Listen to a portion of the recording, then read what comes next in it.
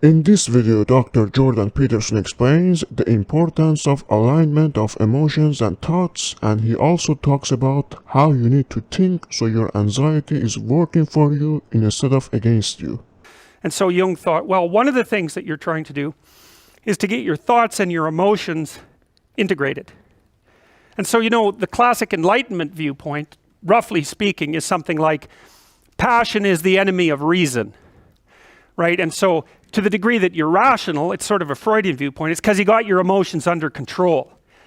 And there's some truth in that, but not enough truth. I like the Piagetian idea better, which is that, no, that isn't what happens. What happens if you're playing the proper game is that you integrate your emotions underneath your thinking, something like that. So they're all working in the same direction, So, for example, you can make your anxiety work against you or for you.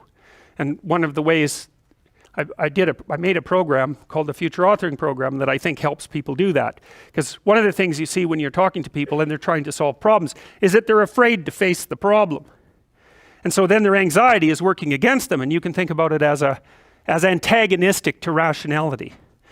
But then I could say, well, why don't you think for a while about what your life would be like if you didn't face this problem? Because if you think that through, if you have a problem and you really think through what the consequences are going to be in 3 to 5 years of not facing it, then you're going to get more afraid of not facing it than facing it. And that's great, because then your anxiety, instead of standing in front of you, instead of you having a dragon that's guarding the path in front of you, you have one chasing you down the path from behind. That's a lot more useful.